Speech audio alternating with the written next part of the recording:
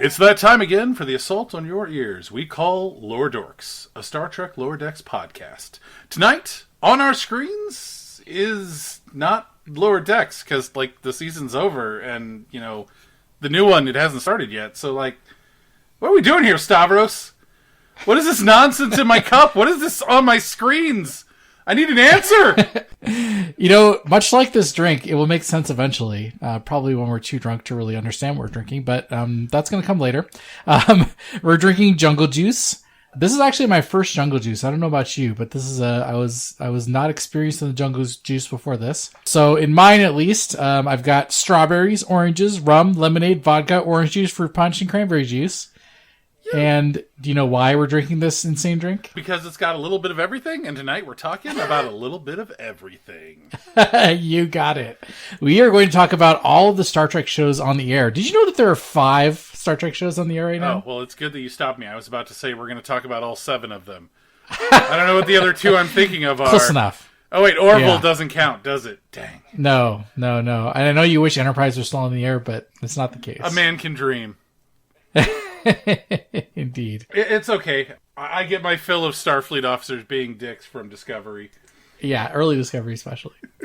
But let's talk about the drink first. What's in yours? Did you make yours a little bit differently? Yeah, I usually do a little lime juice in it. I like the fizziness of it. But you know what? I think Jungle Juice is one of those things that there's no one way to make it. It's always orange juice. Right. Well, juices in general, a little fruit punch. Yeah. It's mainly there so you can make a whole lot of it and then cover up the flavor of the cheap vodka and cheap rum that you're serving to your party guests. Yeah, that makes a lot of sense. Hide it with the Yes. the strong juice. And I'm lazy, so I have no sliced fruits in mine. Yeah, I will say that it looks very high quality, even though I did use the cheap stuff, so it presents very well, I have to say. And, it makes a whole lot, so you've got some for the whole family. Yeah, that's true. Yeah, I do have a bucket of jungle juice in my fridge right now, waiting for me to consume it over the course of... Hopefully out of reach of the children. Yeah, indeed. Yes, it is. Because for those of you who have never had jungle juice before, word of warning, it doesn't taste very alcoholic, but it certainly is. It's, I was watching myself pour booze into this mixer. I'm like, that's a lot of booze, and I'm drinking. I'm like, that does not taste like booze, so got to be careful with drinking this stuff. We'll see how it goes by the time we reach the end of this episode. If we reach the end of this episode. Yeah, I mean, that has to happen sometime, right? Anyway, let's talk about what we're talking about this episode. So, like I said, there are 5 shows on the air. Lower Decks, just one of them. I was thinking there's got to be a reason. There's got to be a place for Lower Decks here, right? It's one of 2 animated shows.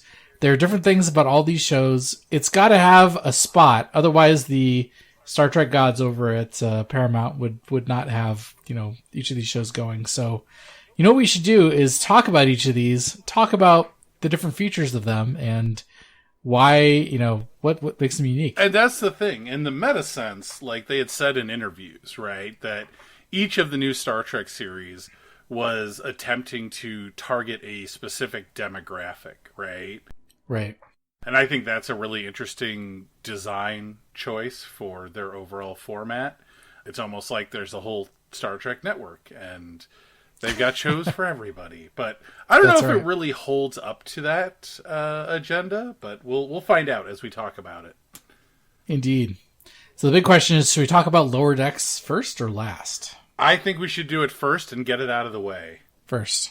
Okay. Yeah, it is the one we know the best, theoretically, right? Theoretically. I mean, dear God, we're doing a podcast about it. We talk about it on the regular. You'd think so. Let's talk about Lower Decks then. Who's Lower Decks for? The show itself, it's trying to be episodic. We've got a couple long-term stories, but generally speaking, it's trying to be episodic, much like the days of early TNG. And original series. There's no super long arcs, with the exception of season openers and closers. Who's this show for? There's a lot of nostalgia, because of all the references, it's got to be the nostalgia factor. Plus, it's a comedy show, so people that appreciate comedy, which is not everyone, right? Not everyone's cup of tea. Yeah, it's definitely meant for the adult animated series demographic. It heavily plays on nostalgia for Star Trek, and it's just, we talk about it all the time. It's filled with old references from previous series. But what's really interesting to me is the sheer number of people who this is their first introduction to the series. Because, like, for me watching it, I'm just like, I feel like you would be lost if this was your first series, right? But I think the strong characterizations and the decent plots kind of make up for the saturation of references. And you know what? It's kind of like old sci-fi series and old movies where they'll reference things that are completely irrelevant to the series, right? It's the whole Obi-Wan, I served with your father in the Clone Wars bit, where, what are the Clone Wars? Never referenced again in the movie, right? Nope. So, I mean, I imagine that it doesn't matter quite that much, whereas in this series, those references are made, but for those of us on the inside, we're like, ooh, I get that reference. Right. It's weird because, obviously we're more along the lines of the super fans, where we're like, oh, what is that? What's that? But maybe a new fan is more drawn in for the kind of Rick and Morty-like humor, rapid-fire humor that the show sometimes has. So, multi-level, maybe, definitely, for Lower Decks. Definitely. And mentioning, though, like, it's not really, it's episodic. One of the things I've noticed about all of the new series, and I think this is a product of the time they're getting made, they're all interwoven with arcs, right? Lower Decks specifically tends to lean towards character arcs, but even then, they're more subtle arcs. Like the series doesn't lean on them, right? But they're a part of the overall narrative, and they even lampshade it numerous times when there'll be a reference to Bold Boimler or By the Book Mariner, right? And there's stuff that happens in episodes where it's all like, oh, this is a reference to this character's character arc, throughout the season. Mariner working with Ransom. But ultimately, if you there are arcs, you aren't watching it in order, which I don't know why you wouldn't in this day and age, if you're only watching episodes here or there, you may not realize there's that arc going on, but it's there, right? The episodes work without your knowledge of the arc, unlike things like Babylon 5, where if you haven't seen the arc and you pick up an episode in season 4, you're lost, right? It's a softer arc and more of a character arc rather than story-driven arc. I would totally agree. I feel like sometimes they intentionally de-emphasize the arcs. Like, they'll start an arc and then let it drop for, like, several episodes, which in a 10-episode season, not that much, right? So, it'll come back eventually, but, people like, T'Lyn, we want T'Lyn back! Oh, and then she's gone for, like, pretty much an entire season. Bit character promoted to cast member. But you know what? I think that's very reminiscent of TNG, especially Worf in TNG. He had a character arc throughout the course of the series, but it wasn't a continuous thing, right? It was there would be a Worf episode that built up his character. There was Klingon episodes that built up the arc of the Klingon Empire and Worf's role in it. And I think that's much more akin to what Lower Decks is doing. Totally. What are our takeaways here? That it's multi-level. We've got intro, fans coming in, introduced to the IP because of the comedy and the episodic nature, but we've also got multi-level, references and character arcs for the harder core guys. Yeah, I think ultimately the demographic is definitely the adult animation demographic, and while they're hewing towards Star Trek fans, anything else that they pick up along the way is definitely a bonus. Cool. Yeah, sounds good. I would like to move on to the other animated series because there's something interesting about these two series and how they're different that really, I didn't realize it until we were preparing for this episode of our podcast, that really kind of hit me about a big difference between these two. Yeah, let's talk Prodigy then. Yes. What do you think? What's your knee-jerk reaction? It's funny, Lower Decks was the series when it first was announced. I'm all like, I'm not going to like it. Wound up loving it. Prodigy as a series was one where I'm like, there's no way I'm going to like this. And It's definitely not my favorite of the new crop of Star Trek. It's definitely not geared towards me. I am not its target demographic. But it has these weird things that it does really well that make it stand out. One of the things in modern entertainment that happens all the time is where you're sitting there going, this plot is ridiculous. If these people would just talk to each other, the plot would be resolved in 5 minutes. And they literally baked into the series why that can't happen, right? Yeah, and 100%. I was very impressed by that plot. It's one of those things that it kind of shows that the people who are running it are smart, and I always reference when I was a kid, there's shows that I can go back and watch now from my childhood, and while I don't get the same enjoyment from it, I'm always impressed by how intelligently they spoke to their audience, and I think Prodigy does that, and I think that's something we really need in this day and age. Yeah, Prodigy, for me, like they have lots of these kind of goofier characters with, Rock Talk and Murph and all that kind of stuff. They're clearly trying to cater to younger fans, I would think. And they start off, there's, the first season, as we're recording this, the first season's over. So, we wrap things up with all the characters kind of getting together at Starfleet headquarters.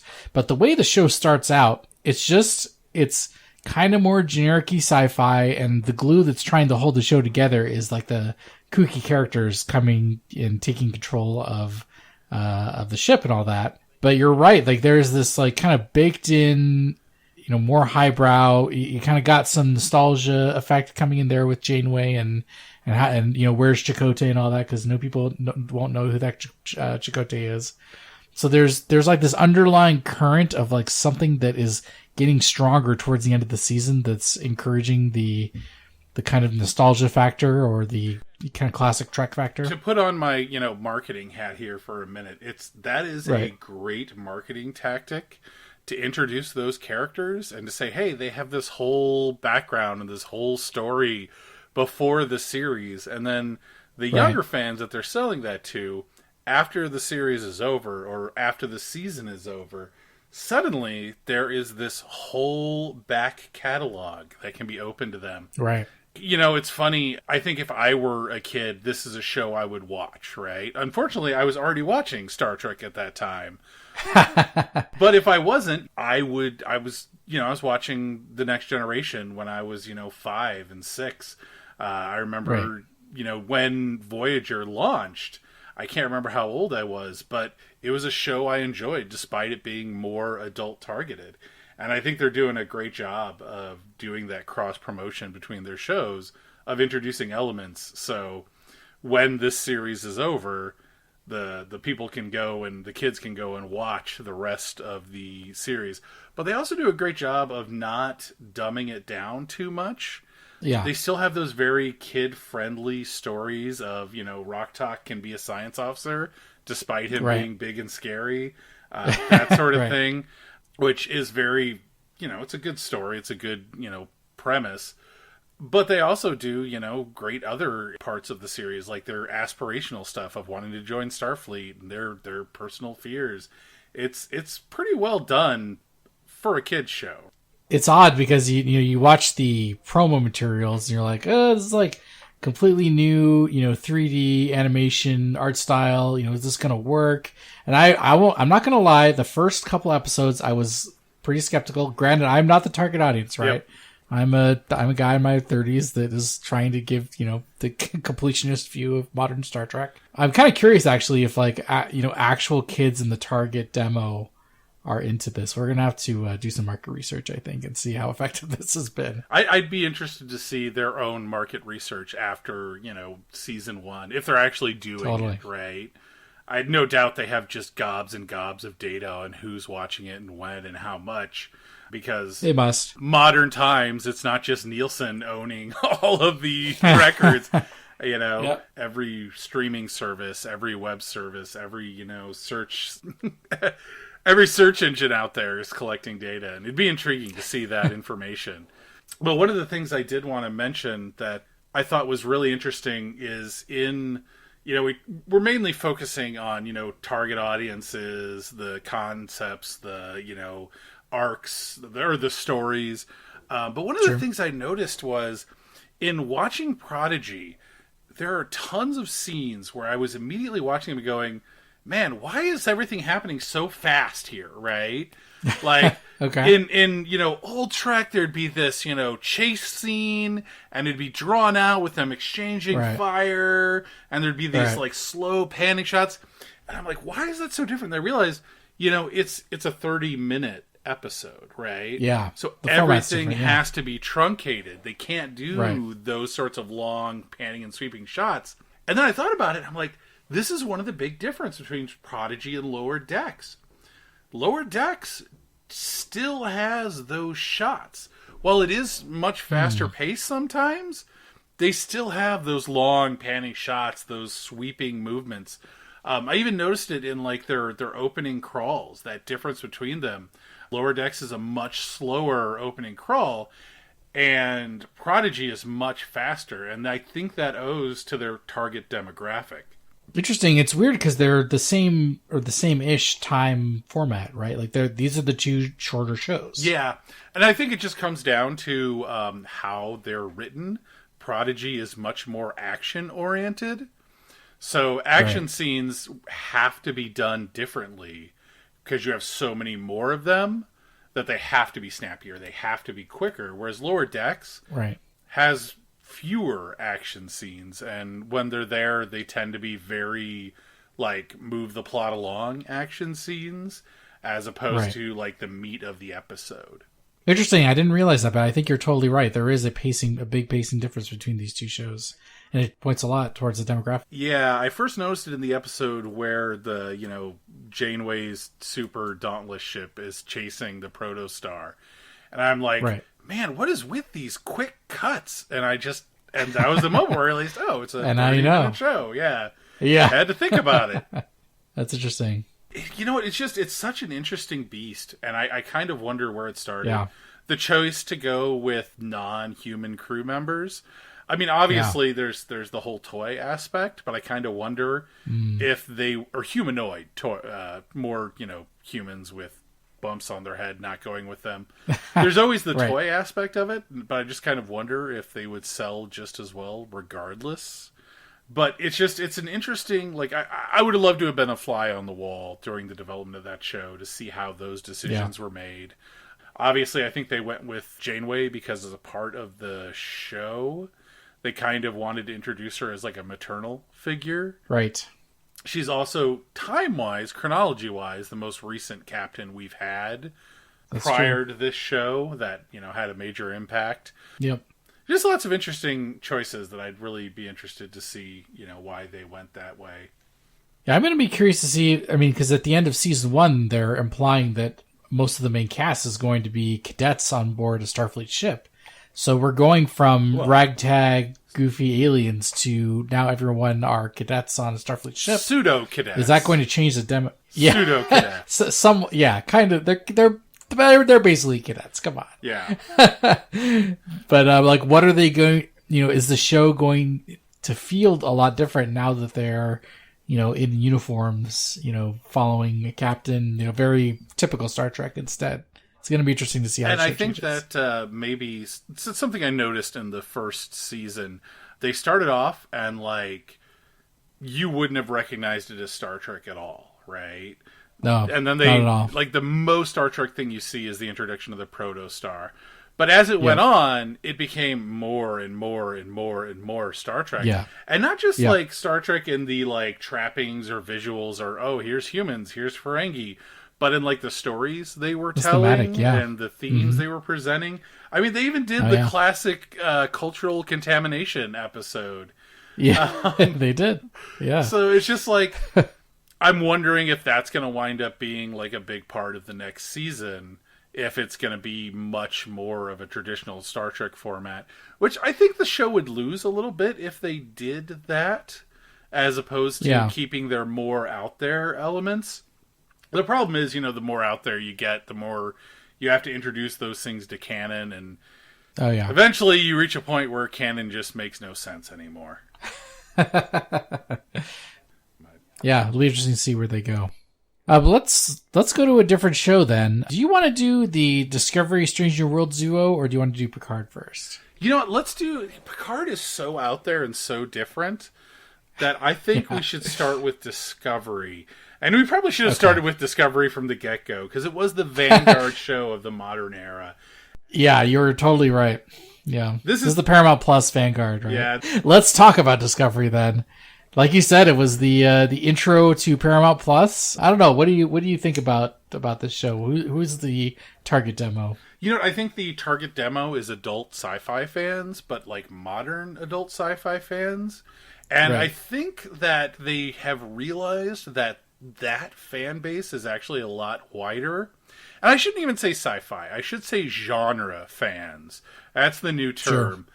Because I think Game of Thrones really showed that people have like an appetite for genre shows more than was thought in the past. The sci-fi and fantasy, they're not niche markets. Right. The only thing you need is well-written, believable stories. And I think that's what the market Discovery was going for. They're also going for the streaming market, the binge-watching market, I think, to a certain extent, with their big, overarching stories. Yeah, this is definitely the first designed to be binged Star Trek show. Yeah, which is weird, because if I recall correctly, when they released Season 1, they didn't release it all at once. No. And it's they still don't, right? Bizarre. It's still just 1 week at a time. It's bizarre that... You know, they released that way. But you know what? That's how other shows that have been arc-based have been released. Game of Thrones was that way. A lot of modern television. You've got your Lost, I can't even think of... There's a million series. Even going all the way back to the there's a bunch. Original genre driver, Babylon 5, which is probably... I give it more credit than it deserves. There were other arc-based series before it. I'm letting Babylon 5 is awesome, and I think we can stick to that. I'm letting my fanboy show a little there. They were released episodically, week by week, and I think that is something that they're trying to capture that has been lost with the move to streaming service, is the water cooler effect, where people watch the episode and then they talk about it. But it's interesting as work from home happens more and more, how they're going to grow their target demographic, their target markets. How are they going to grow their markets beyond the already within their market group? Because they're not going to have people around the water cooler. They're going to have people who are talking to their friends about it. But guess what? Their friends are probably already in the market too, because we choose our friends, but we don't choose our coworkers. Yeah, you're right about that. But something you mentioned about the season-spanning plots, this is one of, I think, 2 shows on our list that actually are hardcore telling an arc through like season-long arcs. And interestingly enough, I think they are perhaps the weakest. Do not succeed especially well for it. Yeah. I would say. You know what? It's interesting. We just came off of talking about Prodigy, because it does season-long arcs, but it's much softer, right? It's not a hard arc where every episode is focused on it. And even Discovery is a lot softer on its arcs than the other series, Picard. Right. Because every episode, while they tie into the arc, a lot of times they are a individual story that ties into the greater arc, right? And Prodigy does the same thing to a certain extent. And then it has episodes that have nothing to do with the arc and are just one-offs, which is something that I think owes back to the early days of arc-based television when it was just starting out. You would have shows that had arcs, your X-Files, where there are arc episodes and then there are bottle episodes that don't tie into the overall arc. Whereas Discovery, I don't think there's really any bottle episodes. Everything ties into the arc. Yeah, it's got to be. I mean, part of the reason has got to be the limited number of episodes in the season. Same thing with some of the other shows. Like, you have to get going on telling the story, or else you're losing the. And that's kind of the norm now. And I gotta say, like, a lot of people don't see it the way I do, but I think the shorter seasons that we're seeing now on streaming has also led to greater quality. The individual episodes, the production values, and if that's a trade-off that we have to choose between, you know what, I'll take the shorter quality? seasons with greater quality. You know, I'll take the never having to see another Sub Rosa again. How dare you? I'm sorry. We just got removed. I know that's your favorite. I know that's your favorite canceled. episode. I shouldn't have done it. Why don't you like the sexy candle? That's the question I keep asking. But anyways, you know, I will say one of the ways that I think Discovery is, you know what, Discovery, and going back to Prodigy, does the same thing. It's weird how Discovery and Prodigy, despite having very different target audiences, are very similar.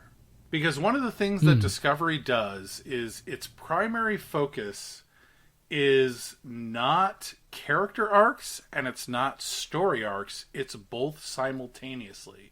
The arcs of the character tie into the arcs of the story. Burnham is the perfect example. There's no consistent there's no consistent. The jungle juice is having an effect. Kick it in. I tried to warn the audience, but I didn't warn myself, apparently. Oh, no. She doesn't have consistent progress in her story arc, right? It's one thing to have setbacks, but it's another thing to make the same mistakes over and over and over again. Burnham was one of my favorite Star Trek characters of the new era, right?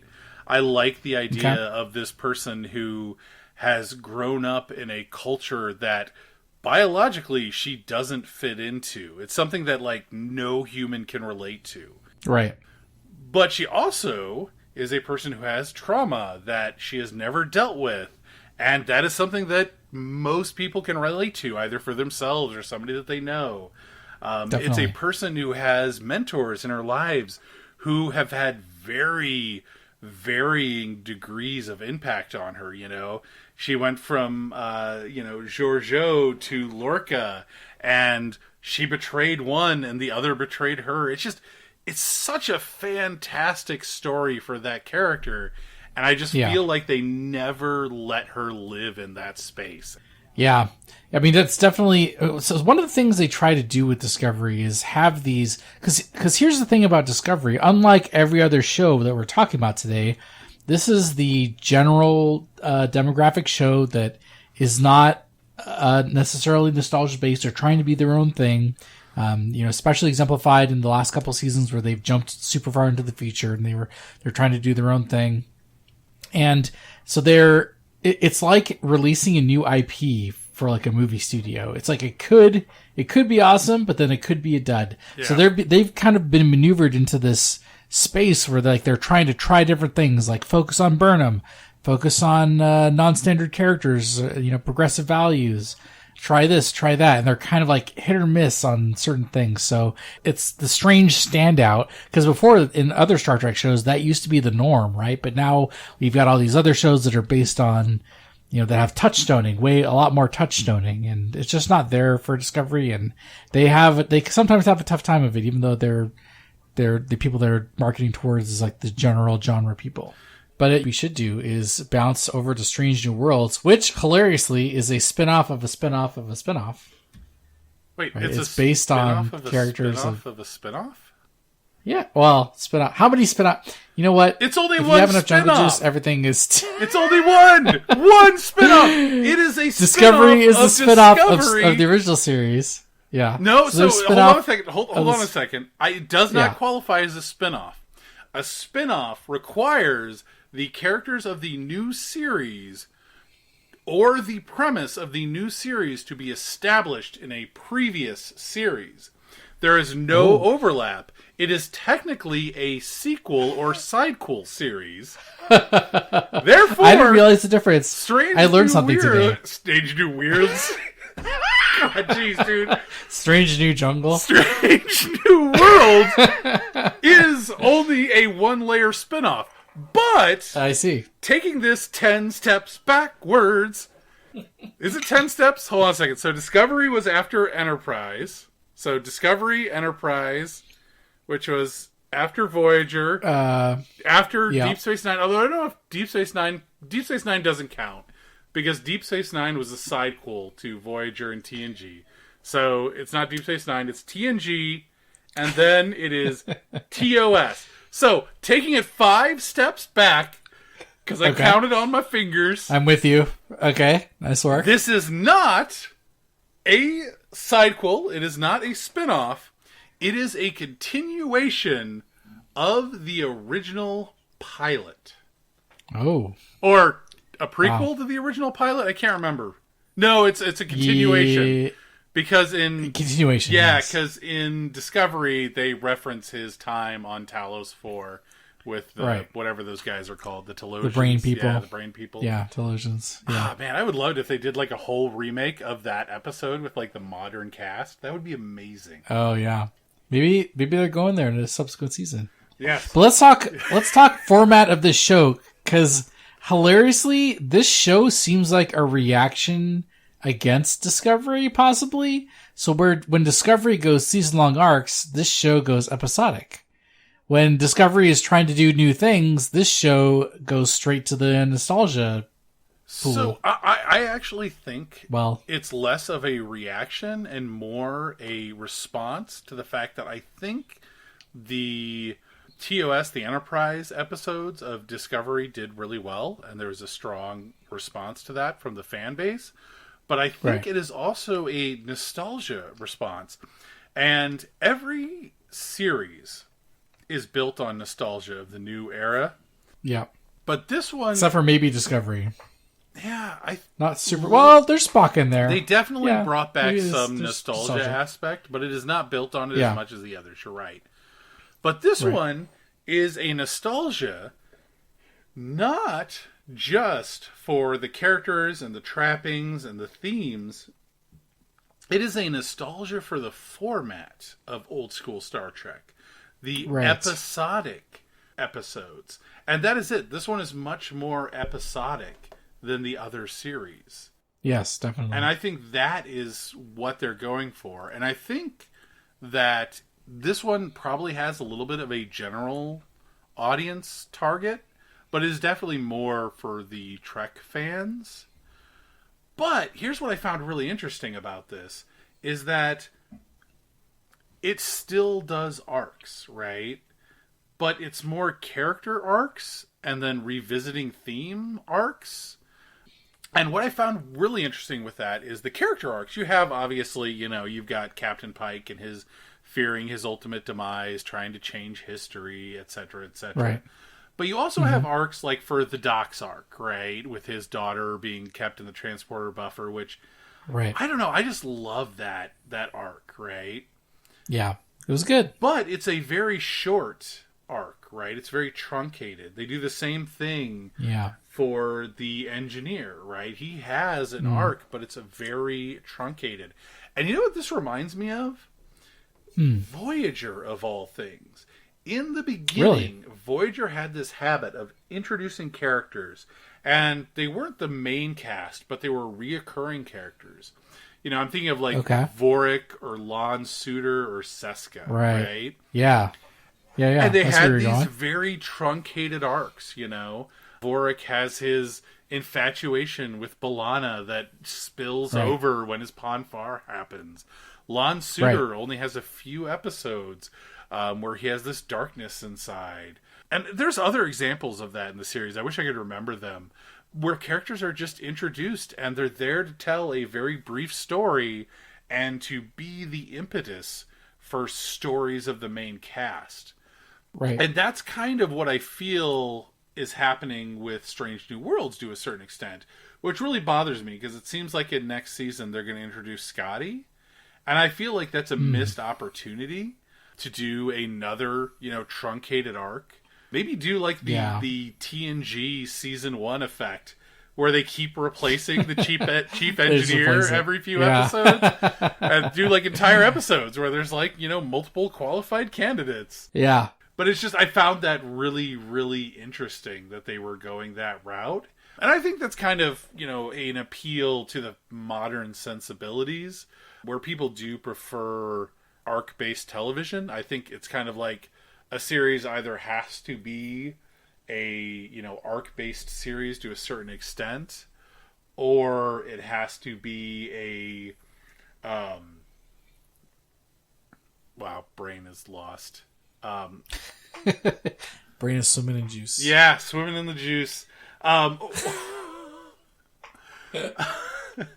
Or it has to be a oh geez, this is embarrassing.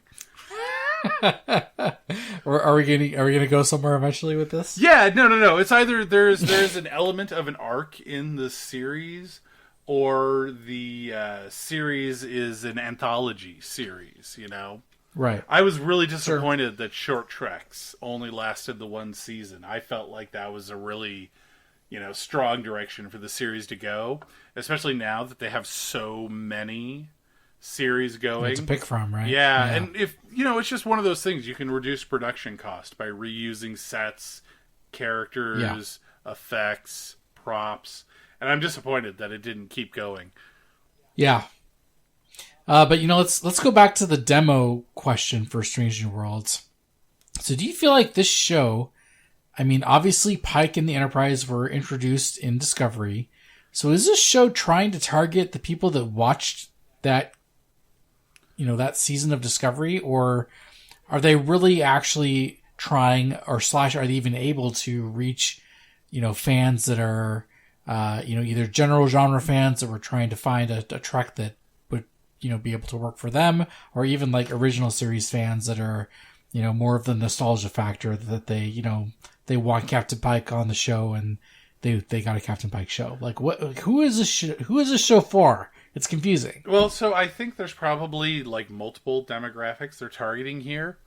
Strange New Worlds and Discovery, I don't think they ran concurrently, right?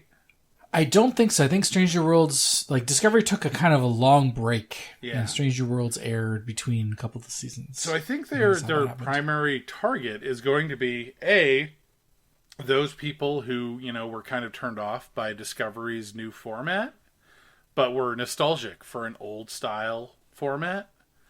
Right. But I think it probably also is one of those things where they were like, hey, we have this market, right? And we're only doing 10 to 12 episodes a season, right? That's a problem, because when the downtime comes, we don't want to lose our audience. What if we put a side series up, which is different from the main series, but takes place in the same universe, right? So instead of, reducing the quality of Discovery by just doing more episodes, they did Strange New Worlds. And Strange New Worlds is one of those things that in the off-season, if you're really into Discovery, it's not must-watch, but it gets you the same feeling, right? But it's also, if you're one of those people who's really into Star Trek, it's great for you. If you're one of those people who, is an adult and grew up watching Star Trek, or, Star Trek has been a big part of your life, it's very Star Trek, and you can watch it and get a lot of enjoyment out of it. Even if you don't like the more modern, arc-driven, the more modern themes of the rest of the series. Which is interesting, because they've definitely still done a lot of the, pushing forward into tomorrow stuff. Putting a black character on the bridge isn't a big deal anymore. So who are the now marginalized people in our society? Right. So I think that's really what it is. I think the main thing is they're trying to keep a Star Trek that is semi-episodic, that is more down-to-earth, that doesn't rely on nostalgia, while at the same time having that nostalgia factor, keeping it on the screens, keeping it streaming for people. Yeah, that's interesting. I didn't think about that when Discovery is off the air because of the short seasons thing. Yep. And I think you're totally right. Like, they're trying to kind of fill in the gaps, not only the air gaps, like when Discovery's off the air, but also like it's doing things that Discovery has chosen not to. So like the episodic shows and this and that, which fills in like the thematic gaps. So yeah, trying to cover all the bases. I think a part of what it's doing is what Short Treks tried to do, but I guess, you and me are probably the only market for that. That really was all like, this is amazing. You need to keep doing this. I love it. And everybody else is like, this is a little too weird for me. Yeah, unfortunate. Sadly. Maybe they'll bring it back one day. Who knows? Yep. Well, let's go to the oddest one, the most unusual one, the outlier. Which is weird because we're talking Picard. about a slate of 5 series where, like, one of them is traditional animation and nonstop jokes. The other one is, 3D animation targeted to young people. And we're like, right. But the really weird one... Yes. Yeah. And I got a lot to say about Picard. Oh yeah. Obviously. Let's hear. Well, let me first give the outlay. First, let's see what it's similar to. It's similar to Discovery in that it has the 10-episode season. It's got the season-long arc, and I feel like this show is all about nostalgia. It's trying. I mean, obviously, the name of the show is freaking Picard. It's hoping you know who that is. You know what, though? Picard, even more than Discovery, is arc-based. More than any other series. Every other series does bits of, story arc and does bits of character arc. Prodigy, obviously, does, both in spades. Discovery tries to do character arc, but mainly relies on story arc. Strange New Worlds is a lot more character arc than story arc. Lower Decks, a lot more character arc, but even then it's very soft. But Picard is hard lean into arcs. Character and story in depth. And I think to a certain extent it may be to its detriment, because while they were focusing on those character and story arcs, they kind of dropped the ball on the believability and the decision-making aspects, to the point where you're like, wait, I think the season ended here and the bad guys were right all along? Yeah, it's season 1 flashbacks. Yeah. Awkward. Yeah. It's weird. It's definitely an outlier. It's definitely the nostalgia / full-on drama show, and no other. I guess that's supposed to be the niche of Picard. Whereas something like Strange New Worlds, like Pike has been recast, obviously, but Picard, you've got the actual return of cast members from previous shows, and that, I mean, aside from Lower Decks, which is thematically a very different show, Picard is the only one that's doing the full-on drama, and maybe that's what's supposed to be making it unique, possibly. Yeah. Well, and a part of it, too, is unlike every other series, like Discovery's probably the closest. Picard is not, there's no ensemble cast, right? There's other characters, but they are vehicles for Picard himself, right? Right. Discovery comes closest with its, Michael Burnham focus. But even then, other characters have very strong arcs and very strong presences. Tilly's drive to become captain, Saru's dealing with his, past experiences and his being an outlier in Starfleet and, all that story arc. But they're very important characters in the series, whereas Picard, there is no character who you could cut down their story and still have the core of the show be unaffected, right? I don't know. This show, I feel like, is having trouble deciding exactly what it wants. Aside from the fact that it's yes, we want this to be a drama. The other story elements are just all over the place the rest of the show. Like the season 1 is, Starfleet are jerks and nobody wants to stop Picard. And then season 2, oh, that didn't work. Let's go back. Starfleet's awesome. And, the Serenity captain is actually a Starfleet captain now. Yeah, that is the biggest thing I will say. Discovery literally traveled into the distant future between seasons. And yet somehow there was less of a change between those 2 seasons than between Picard season 1 and season 2. You are totally right. Yeah. Amazing. Yeah. I like the idea of the captain who has fought for his ideals for so long and then suddenly is, an outcast, right? It's marginalized, yeah. And they do that in the motion pictures, the TOS movies, to a certain extent. Yes, otherwise known as motion pictures. Like the old-timey quiet you. But they do that in those movies, the exploration of aging and losing connection with, society and culture you were a part of, Yeah. And I think Picard was kind of like trying to do that, but it's just, it didn't fit with his character from the series, Yeah. I refuse to believe that Picard would ever let the rights of another be marginalized and just be like, oh, okay, I'm so upset. I'm just going to go back to my, to my vineyard and let you guys do what you're doing. I'm like, bullshit. Yeah. Picard would fight them until he was kicked out of Starfleet. And I think that could have been a powerful part of the series, is he was voluntold to retire. And that's why he's on his vineyard. But there's still a lot of people in Starfleet who are backing him. That could have been a great aspect of the story, Legends don't die. He is still a legendary individual in Starfleet. And there are still people who look up to him. That could have been a great story. Mm-hmm. He goes to the artifact, right? And meets the ex-Borgs. And he could have been an aspirational character. Somebody who reclaimed his life. But they never really used any of that. They kind of do in season 2, right? Yes. I mean, my point is that they're all over the place, right? Like, and they can't decide. That's the problem. Is like they can't decide the message they're trying to portray. Yeah. They can't decide what their arcs are about. With that said, there are, I mean, not to completely poop on the show, but like there are some great elements to it. Even story elements. I think we disagree on the Borg origin, how exactly good that was in season 2, but I'm on board. I actually love the concept of why the Borg assimilate people, is that desperate need for connection. And I think in this, like in the modern world, the Borg are basically Facebook,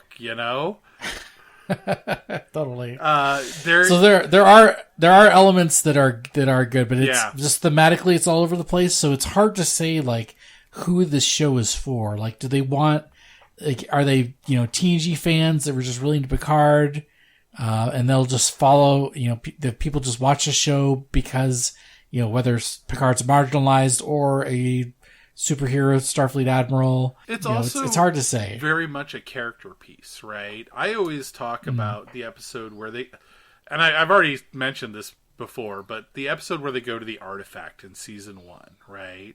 Right. God, that episode was so well done, and hands down, you can't fault Patrick Stewart for his acting chops. No, like the way he is on board the artifact. There's like these moments where you can see he has this fear still inside of him, right? He is just so... These people who he should connect with more than anybody else in Starfleet, maybe other than, 7 of 9. He is terrified of the Borg because of what they did to him. But at the same time, they're a people who were preyed upon, right? They're victims of the collective. And I thought that was a fantastic story. And when episode 1 of season 2 started, I'm like, we're finally going to get a exploration of that. Voyager did it to a certain extent, but I was really looking forward to that in Picard. And I thought that introduction of, the Borg are just desperately seeking connection, and it's gotten out of hand. It's a great story, but they never deal with the negative consequences of that, right? They're just like, just change and be someone different. Well, it's too late. Is that all? You've been victimizing people for centuries. You gotta deal with that. Yeah, 100%. So, I don't know, man. There's so many good aspects of it and so many great moments and great stories built into those seasons, but they just don't work overall, unfortunately. Well, looking at all of these shows on the whole, what the best part of all of them is the art direction and the special effects. Oh like my they are God. all great. All of the ships Yes. look freaking awesome. It's not even Isn't that just the crazy how they ships, all look but, so like, good? the design of the modern era is so good. Yeah. They really do a great job of, like, every aspect of it. Like, the new phaser designs from Discovery Season 1 all the way up to the latest season where they're in the distant future. Right. The visual effects are just so fantastic. The way they portray everything. The fact that they're starting to incorporate the expanded universe. It's really well done. Very consistently good. Yeah, definitely high quality. And I think that's kind of nice that they're only going to put things on the screen that have high quality production values, because it is so easy to get lazy, right?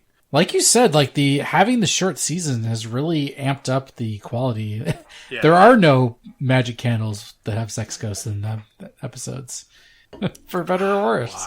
Why? Really, nobody submitted a better script than that? Come on. So, going back to that production value, and they do a really good job too of making all of their designs work as a part of the story. I want to go back to that in the opening credits. This is something I kind of sprung on you wanting to talk about last minute. Yeah. Because the opening credits, like, one of the things, like, the, 80s to 90s Trek had opening credits that, like, it still amazes me to this day. I'm so impressed with how, with just instrumentals and visuals, they evoke the feeling they're trying to have for their series, Yeah. Totally. TNG, although I guess TNG in the beginning did have voiceover, Yeah, that's true. But that concept of, like, we are going out into the universe to explore strange new worlds, right? It really, Right. The visuals and the music really portrayed that message. DS9, this lonely frontier station, in the beginning anyways, very much that music just evoked loneliness, and the comet flying through space, and then the distant shot of it's fantastic. Voyager, a single ship flying past unknown horizons. So fantastic. So, Right. I really wanted to take a moment to talk about how the new series does their opening credits. Because it's really interesting to me just how they evoke the past and how they portray their series. So I just kind of want to go through these, episode by episode. Or not episode by episode. Yeah, let's do series it. by series. Show by show. Yeah, show by juice show. By juice. Yes. God, this is a terrible idea. Why did you make me do this? Oh, wait. I was the one who chose this is your the drink. idea. God. Yeah. Next time we're doing something non-alcoholic, damn it. Whoa. Hold on. That's unprecedented. Looking at these, we can talk about it one at a time, but a lot of these are ship porn. Yeah, you know what, and Just saying. So going back to the series that this podcast is about, Lower Decks. Yeah, it's just a ship in space, a sweeping vistas. It's very much the classic Trek imagery of really the new era, right? TNG did it to a certain extent, but like all of the series, the old series, were ships in space, right? And it does the same thing. Yeah, but it speaks to the series and the theme of it in that, like, there's a lot of gags, the ship running away from the battle, the ship flying away, and then all of a sudden running into an ice crystal and starting to leer to the side. Right. It's a lot of these do different things. Yeah, that story. The one that really interests me, though, is Prodigy. And I am starting to wonder, because the Lower Decks opening theme, the imagery changes season to season ever so slightly, right? Yeah. They just reference, whatever happened in the last season by adding new ships to the battle, right? Right. But Prodigy, the first season, it's very stylized. It's not just a ship in space, right? There's all these images. You got these characters. Yeah. And I think that kind of, like, speaks to the idea of this is a prototype ship filled with people who are learning and this holographic Janeway. But that doesn't really work for the next season, right? Because now it's a real Janeway, and I'm kind of intrigued to see if they're going to change it up. They've got to. That's my guess. They've got to change it up a bit. Because moving on to the next... It's no longer them. Yeah, because moving on to the next series, Discovery, they did change it up season to season. Mm-hmm. It had this really unique diagram / schematics, like tech show off. It's very stylized, really cool, right? With overlapping images. And that was one of the things I noticed when they were like promoting Discovery prior to its launch. I don't know if you saw any of the coverage beforehand. I remember going to the Star Trek Las Vegas convention, and they had the room set up, and it was very like, this is the technology of Star Trek Discovery, and that really plays out in the opening credits. I don't know how well that works as like the theme of the series, though. I'd say it's probably the least relevant. It's still cool. The least fitting, I think. Like, the technology isn't that important until they get to the future. Then it's like a big key player of changes, but it's a weird thing, right? Now, albeit it's not all technology. There's also like star charts, and there's the Discovery flying over what appears to be like a planetary surface. There's images of, the eye and the face and all that stuff. Right. It's interesting, just like that imagery. And I think it is the least effective for opening credits. I still like it. I like the visuals. It really harkens back to my favorite opening credits, Enterprise. You really want the vocals. Yeah. It's just been a long road since we've seen that. I'm willing to bet that if it was just a instrumental of that same music for Enterprise, it would still work. But the visuals are the theme of the progress of mankind, right? Yeah, moving out into space, and that works really well for that series. Whereas Discovery, not a lot of the images just don't work, and I don't know what. Yeah. And I don't have a good answer for how. It's not that they don't work; they just don't make sense in the context of the show. Yeah, right? It's like it's designed to look cool, and that might be it. Like, and some stuff works, right? Plot. Like the scene of the Discovery flying over the planetary surface. Yeah. Although I will say the shot of the comm badges in the transporter room where they get beamed out and like the new style of comm badge beams in because they've gone to the future. Some parts are, and that's it, are cool. They're not relevant to the show, but like they're relevant to the plot a little bit. Yeah, the opening credits evolve as the series goes along. There's changes. Right. All the shots of Discovery are of the refit Discovery, which I think this is the first series where we have actually seen the main like a major refit hero ship get refit and look visually different. What, the Cerritos getting refit and looking pretty much exactly the same? It just looks better, They're just like, oh shit, our model was garbage. Yeah. Let's try it again. Let's find a new reason. I love this new high-res refit. But yeah, it's definitely the weakest of the new batch, and it's weird the choices they made. Yeah. Like, I don't know. Some of the stuff, like the imagery of the communicator works, but why the imagery of the phaser, right? Yeah. Maybe just like looks cool. In the beginning it was a time of war or something. I don't know. Yeah. And that's just it. By itself, like maybe it would have worked, but it's a lot of tech. It's, the space suit, and it's just, I don't know. It doesn't really work. But in Strange New Worlds, we just get, look at the Enterprise. Yeah, look at the Enterprise going again. there. Enterprise going there. It's going there. much jazzier, the opening theme. It's a very fast pace, which I actually, ironically, don't think that works for the series. The series isn't a faster pace. It's true. It is You're right. Traditional, slow-paced Trek. Yeah. The arcs aren't, hit them one after another. They're long-form story, But visually, it's very nice. The music is good. It harkens back to the TOS themes. I will say this. It definitely moves quicker than TOS. And maybe that's kind of what they were going obviously. for. I feel like it's very thematically appropriate for the show. It's the Enterprise goes to a place and does a thing. And that's all the opening credits is. That is the Enterprise goes to a place. Yes, that is the visuals. Yeah. It's more the music I'm thinking about, right? Oh, I see what you mean. Because, looking back at DS9, it's this very, somber, lonely music, right?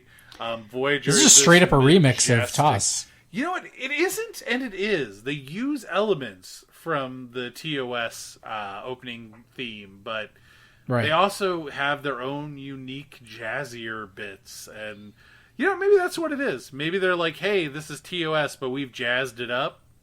So maybe it works in its own way. It's Jazzy Toss. Yeah. Jazzy Toss. Jazzy Toss. Yeah. Yeah. I don't think you can trademark that, buddy. I appreciate it, though. We'll see about that.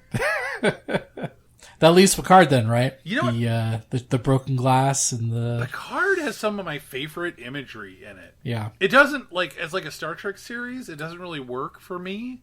But, oh my God, it's just so beautiful. Like the music and the imagery is this, it's an emotional imagery, right? That speaks to what's happening in the series. And they update it from season 1 to season 2, and I imagine they'll do the same thing in season 3. Sure. But yeah, that's shattering glass imagery. Yeah. I don't know why that makes sense for season 1. Season 2, definitely. But maybe it's more like things are broken, and that's a big thing of Picard, is things are broken and we need to repair them. Yeah. I really hope that in season 3 they continue that theme, but it's more like, hey, Picard has dealt with his issues, but other people haven't, and he needs to help them. And I think that is a good theme, but whether or not that's the intent or what they're going to go with is, up in the air. Yeah. Well, let's put a capstone on this whole thing. We talked about all these other shows and who they're possibly for, but let's bring it all the way back to Lower Decks. So, do you feel like Lower Decks has its own distinct vibe and demographic compared to the other shows, or is it overlapping? And even if it does overlap, is that a good thing or a bad thing? Well, are they fighting against these other shows? I think every series definitely has an overlapping demographic, and I think a part of it also goes back to the whole, we want to put a bunch of series out that are all slightly different, and we're going to try and pull in as many people as we can and get them to watch as many series as we can. But you know what? Maybe you only like, Prodigy and Lower Decks because they're, animated and slightly silly. Maybe you only want to watch Discovery and Picard for the arc-based aspect of it and character exploration. Maybe you're a Star Trek fan who, if we did, an entire series that was just people hanging out in the ready room having discussions about galactic politics, you would watch that. What a bunch of nerds. Yeah. But I think there is no hard line between any of the series where they're saying this is for this demographic and this demographic only. And there's even episodes within some of the series, There's an episode in Prodigy where they go to the, culturally contaminated TOS planet. And you're like, man, this is so out there for their target demographic, right? It really was. Yeah. I don't know. I just, I think that they're going to do that with every series to try and get as many people eyeballs on the series as they can. But ultimately, it doesn't matter if they succeed or fail as long as each series has its own audience. Yeah, I was going to say it doesn't matter as long as Lower Decks is on, so we can still do the show. But yeah, well, I mean, when Lower Decks finally gets canceled, we can, do a new series about, I don't know, one of these. None of these. What about the new Fantastic series, the sci-fi show,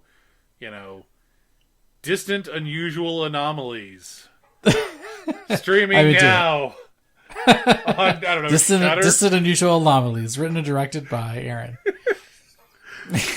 How many shows, have they reached their maximum with 5? Do you think they're going to have more simultaneous? Well, I think it's one of those things where, what's their ROI of building a new series versus continuing old series? Streaming changes all of this. This is, I mean, what was the last busy Star Trek time period was the 90s when, I think, was it 3 were on the air at once? Did they hit 3? It was TNG, DS9, and Voyager. No, because there's no TNG Voyager overlap.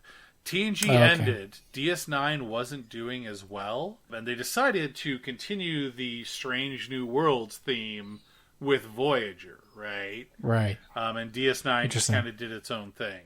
So the max is 2 then. So we're at 5. That's a far cry from the 90s. Yeah, but it's also one of those things where each one of these series is, to a certain extent, like half a series, you know? Because of the episode length? Yeah, because of the, like, episode length length or the, number of episodes per season. It'll be interesting. The real thing that I'm wondering about is they've mentioned that the next season is supposed to be the final season of Picard, right? Right. I'm really intrigued to see if they're just going to keep creating new seasons as long as they keep getting a certain viewer threshold, or will it be like TNG where they're like, yeah, we're still doing really well, but we want to end on a high note, so we're going to end the series prematurely despite it having a strong viewership. I don't know. I don't know how these things work in the streaming era. Yeah, it's confusing. I don't know. Netflix cancels things at the drop of a hat. So we should see if we can get one of the marketing people from the Star Trek franchise to come on. Let's do it. I'll harass them on social media until they come marketing. Talk to us. Yeah. I'm sure our whole 20 listeners would love that. Hey, you know what? I'll do anything for those 20 listeners. Yeah, I don't do it for the listeners. I do it for myself. Eat it, listeners. That's probably the smarter way. Aaron doesn't care about you, but you know what? I do. Remember that. Jesus.